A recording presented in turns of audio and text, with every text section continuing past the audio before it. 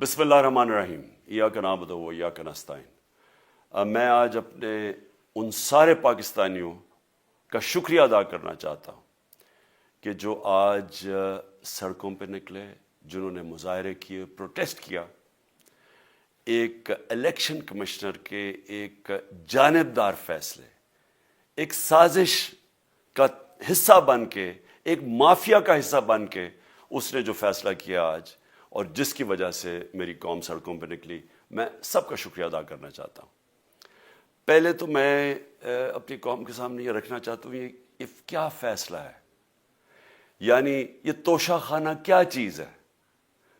توشہ خانہ وہ ہے کہ جب ملک کا پرائم منسٹر، اس کے وزیر، اس کے آرمی چیف، ان کو جب پریزنٹس ملتے ہیں، جب وہ اقتدار میں ہوتے ہیں، تو جب ان کو تحفے ملتے ہیں، تو یہ جو سارے تحفے ہیں یہ جاتے ہیں توشہ خانہ کے اندر۔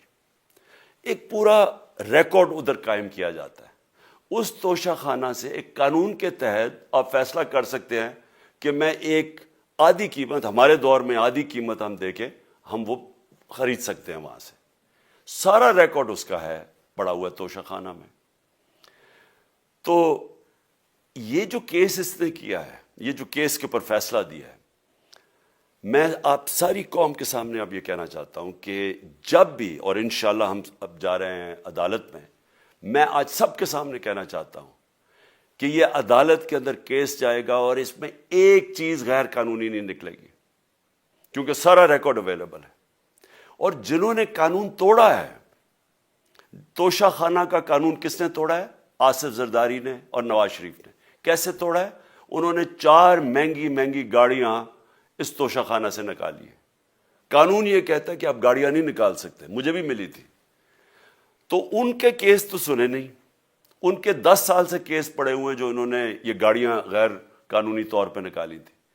اور وہ جو کہ سارے میرے وکیل نے آج قوم کے سامنے بتایا کہ سارا ریکارڈ اویلیبل ہے، اس کے اوپر اس نے یہ فیصلہ کیا۔ تو پہلے تو ہم جائیں گے انشاءاللہ عدالت میں، لیکن میں اس الیکشن کمیشنر کے اوپر اپنی قوم کے سامنے اس کا ذرا اصلیت رکھنا چاہتا ہوں۔ یہ وہ آدمی ہے جو پچھلے 2.5 سال سے ہمارے خلاف فیصلے دے رہا ہے۔ 8 یا 9 دفعہ اس نے ہمارے خلاف فیصلہ دیا، ہم عدالت میں گئے اور عدالت نے اس کے فیصلے اوور ٹرن کر کے ہمارے حق میں فیصلے دیے، کیونکہ اس کے جو فیصلے تھے وہ غیر جانبدار نہیں تھے۔ ہم ای وی ایم مشینز کے اوپر کوشش کرتے رہے کہ اس ملک میں صاف اور شفاف الیکشن ہو، 2 سال کوشش کرتے رہے۔ اس الیکشن کمیشن نے پیپلز پارٹی اور نون لیگ کے ساتھ مل کے وہ نہیں ہونے دیا۔ ہم نے عدالت میں گئے کہ جو سینٹ کے اندر پیسہ چلتا ہے، سینٹ کے الیکشنز کے اندر، کہ وہ ووٹ ویریفائبل ہونی چاہیے، یعنی لوگوں کو پتہ ہونا چاہیے کہ آپ کے ایم پی کدھر ووٹ ڈال رہے ہیں۔ ہم سپریم کورٹ میں گئے، سپریم کورٹ میں اجازت دے دی کہ ووٹ ویریفائبل ہونی چاہیے، اس نے روک دی۔ اس کے بعد یوسف رضا گیلانی کا بیٹا پیسے دیتے ہوئے پکڑا گیا ووٹ خریدتے ہوئے، اس نے کوئی ایکشن نہیں لیا۔ یہ اس نے جب ہمارا یہ ابھی جو آڈیو لیکس ہوئی ہے، اس کے اندر کیا چیز آئی ہے سامنے؟ آڈیو لیکس میں یہ سامنے آئی کہ نون لیگ کے ساتھ بیٹھ کے یہ فیصلے کر رہا تھا کہ کون سے حلقے ہمارے کمزور ہیں اور کدھر پی ڈی ایم کی ووٹ جو تھی ہمارے حلقوں سے دگنی تھی۔ اس نے ان کے ساتھ بیٹھ کے فیصلے کیے۔ یہ جو ابھی حال ہی میں الیکشن ہوئے ہیں، اسی الیکشن کمیشن نے، اس نے پہلے بھی جب پنجاب کے بائی الیکشن ہوئے تب بھی پوری الیکشن کمیشن کی مشینری نے ان کی مدد کی، اور اس کے گورنمنٹ بھی پنجاب میں انہی کی تھی، گورنمنٹ کی مشینری نے بھی پوری مدد کی۔ اس کے باوجود دونوں دفعہ یہ الیکشن ہار گئے، اور الیکشن اس لیے ہارے کہ پاکستان کی قوم ان کو ریجیکٹ کر بیٹھی ہے، اور اللہ کا شکر ادا کرتا ہوں ہمارے ساتھ کھڑی ہے۔ جب ہماری گورنمنٹ گئی تب سے یہ مافیا کوشش کر رہا ہے کہ تحریک انصاف کو ختم کرنے کی۔ پہلے تو انہوں نے گورنمنٹ گرائی بیرونی سازش، پھر انہوں نے کروڑ روپیہ خرچ کیا، 20 یا 25 کروڑ روپے کی ووٹیں خریدی، لوگوں کو لوٹا بنایا، ہماری گورنمنٹ گرائی۔ اس کے بعد جب ہم نے مظاہرہ کیا، پرامن مظاہرہ، آئین اور قانون میں رہتے ہوئے، ہمیں آئین اجازت دیتا ہے پرامن احتجاج کرنے کی، ہم نے پرامن احتجاج کرنا تھا۔ انہوں نے جس طرح ایک بیرونی جو آج بھی وہ سائفر اویلیبل ہے جس میں واضح ہے کہ ان کو باہر سے مل کے انہوں نے ایک گورنمنٹ گرائی تھی. سب کو پتہ ہے سندھ ہاؤس میں 25 کروڑ روپیہ چلا اور گورنمنٹ انہوں نے گرائی. اس کے اوپر مظاہرہ ہم نے کیا 25 مئی کو. انہوں نے جس طرح کا ظلم و تشدد کیا ہمارے اوپر پاکستان کی تاریخ میں ایسے کبھی نہیں ہوا. عورتوں بچوں کے اوپر دیکھ رہے ہیں فیملیز, انہوں نے شیلنگ کی, گھروں میں گھس گئے رات میں, جو پنجاب پولیس کو انہوں نے استعمال کیا, اور انہوں نے سمجھا کہ پارٹی کراش ہو جائے گی. پھر بھی نہیں ہوئی. پنجاب کے بائی الیکشن ہار گئے. پھر انہوں نے میرے اوپر کیسز کرنے شروع کر دیے. کبھی عدالت میں ایک کیس ہوتا, کوئی 24 FIR ہے میرے اوپر. دہشت گردی کا میرے پہ کیس کر دیا. کیا کیس تھا؟ ساری دنیا میں رپورٹ ہوا وہ کیس. کیس کیا ہے کہ عمران خان کہہ رہا ہے کہ ریمانڈ پہ بھیجنے کے لیے ایک جس کے اوپر تشدد ہوا ہے, کسٹوڈیل ٹارچر ہوئی ہے شہباز گل کو, کہ ہم قانونی کارروائی کریں گے, اس کے اوپر دہشت گردی کا کیس کر دیا. تو پوری کوشش کرتے رہے نہ کسی طرح اس کو, کیونکہ میچ میں تو آپ کھیل نہیں سکتے تھے, تو عمران خان کو میچ سے نکال دو باہر. یہ شروع سے ان کی کوشش تھی. پتہ ان کو چل گیا کہ عوام آ گئی ہے کھڑی ہو ہمارے ساتھ. بڑے میں جلسے ہوئے ہیں, کبھی اتنے بڑے جلسے ہوئے ہی نہیں پاکستان میں. اور پھر یہ جو ابھی جو الیکشن ہوا ہے اس کے اندر پوری پلاننگ کرتے ایک کینڈیڈیٹ کھڑا کر کے پھر بھی ہار گئے. تو یہ مجھے پہلے ہی پتا تھا کہ انہوں نے اس کا رزلٹ کیا آنا ہے. میری ساری پارٹی کو پتا ہے, میں نے ان کو واٹس ایپ کیا, اپنے سارے لوگوں کو بتایا. مجھے کل رات میں نے سب کو بتا دیا کہ اس نے ڈسکوالیفائی کرنا ہے, کیونکہ یہ اس سازش کا حصہ ہے, یہ مافیا کا حصہ ہے. اور مافیا کیا کوشش کر رہی ہے یہ ذرا ساری قوم سن لو. جو پاکستان کی سب سے بڑی پارٹی ہے, جو فیڈرل پارٹی ہے, باقی پارٹیز تو اب صوبائی پارٹیز رہ گئی ہیں, چھوٹی سکڑ کے ہو گئی ہیں فیملی پارٹیز. جو سارے ملک کے اندر ایک فیڈرل پارٹی ہے اس کو ختم کرنے کی کوشش کر رہے ہیں. اور یہ میں پھر سے اس ملک کی تکلیف دے جو ہمارا تاریخ کا حصہ تھا, جب ایسٹ پاکستان ہمارے سے علیحدہ ہوا, کیا ہوا تھا؟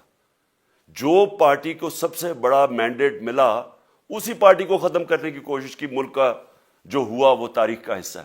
یہ پھر کوشش کر رہے ہیں کہ ایک پارٹی جو ساری فیڈریشن کو اکٹھا رکھ سکتی ہے اسی پارٹی کو ختم کرنے کی کوشش کر رہے ہیں کہ جناب عمران خان کو کسی طرح ڈسکوالیفائی کریں اور پھر الیکشن ہو.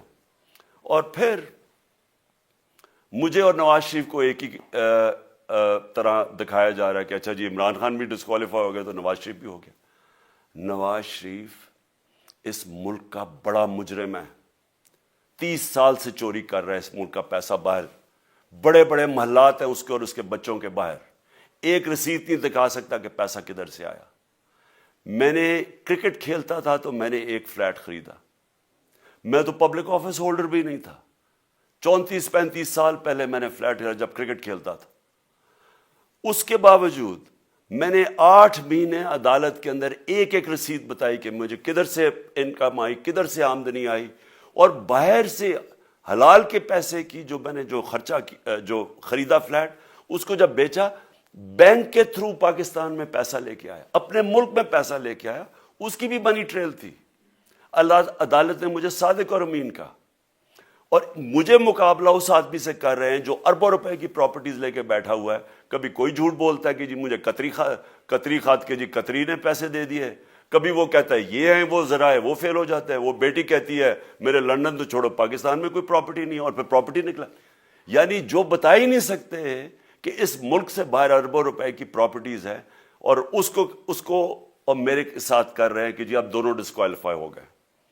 اور جو سب سے شرمناک چیز کیا ہے کہ جس آدمی کی ساری پراپرٹی سب پاکستان سب ڈکلیئرڈ اپنے نام پہ, اس کو ڈسکوالیفائی کر رہے ہیں, اور یعنی میچ سے باہر رکھنے کی کوشش کر رہے ہیں.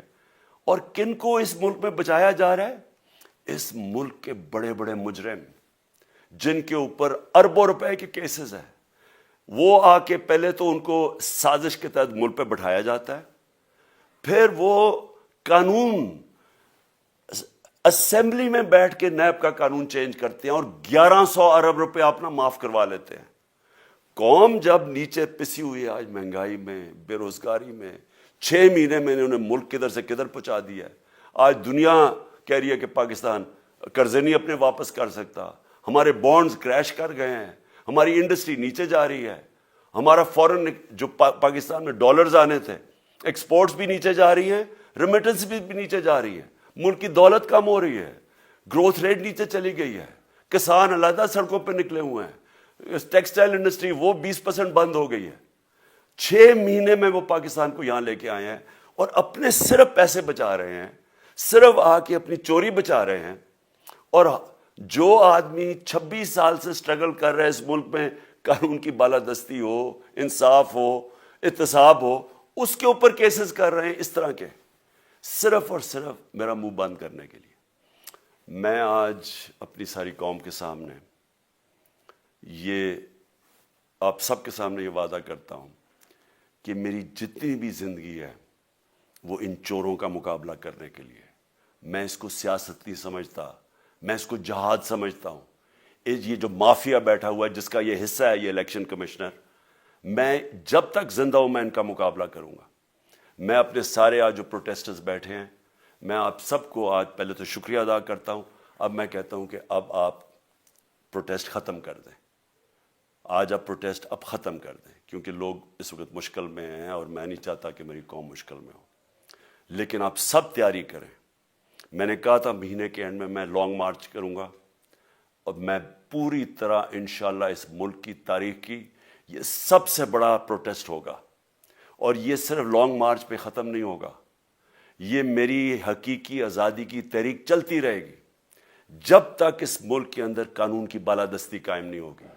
اس طرح کے چور، اس طرح کے ڈاکو، اس طرح کے مافیا، اس طرح کا یہ کرپٹ الیکشن کمشنر جب تک یہ بیٹھے ہیں میری یہ تحریک چلے گی.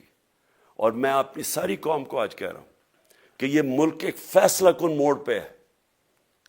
اگر ہم جو اللہ کا حکم ہے کہ ظلم اور ناانصافی کے سامنے کھڑے ہو، جہاد کرو، اللہ کا حکم ہے امر بالمعروف، اچھائی کے ساتھ کھڑے ہو اور اس طرح کے چوروں کے خلاف کھڑے ہو، جب تک ہم قوم اس فیصلہ کن وقت پہ اب جدوجہد کرنے کے لیے تیاری نہیں کریں گے، ہم ان چوروں سے اپنی جان نہیں چھڑا سکیں گے.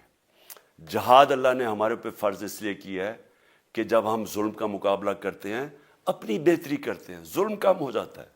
جب ہم اس طرح کی ناانصافی اور ظلم کے سامنے سر جھکاتے ہیں ہماری معاشرہ تباہ ہو جاتا ہے. جب معاشرہ اچھے اور برے کی تمیز ختم کرتا ہے، یہ چور جا کے ملک کا فیصلہ کرتے ہیں، وہ معاشرہ کو تباہ کر دیتے ہیں. ہم آج اس فیصلہ کن وقت پہ کھڑے ہیں. میں آپ کو کال دوں گا، پھر سے میں آپ کو کہوں، اور انشاءاللہ اس ملک کی تاریخ کی یہ سب سے بڑا مظاہرہ ہوگا، یہ سب سے بڑی پروٹیسٹ موومنٹ ہوگی، اور یہ رکے گی نہیں. اب یہ جب تک ہم اس ملک کو حقیقی طور پہ آزاد نہیں کرتے، یہ میری پروٹیسٹ موومنٹ اب چلتی رہے گی. پاکستان زندہ باد.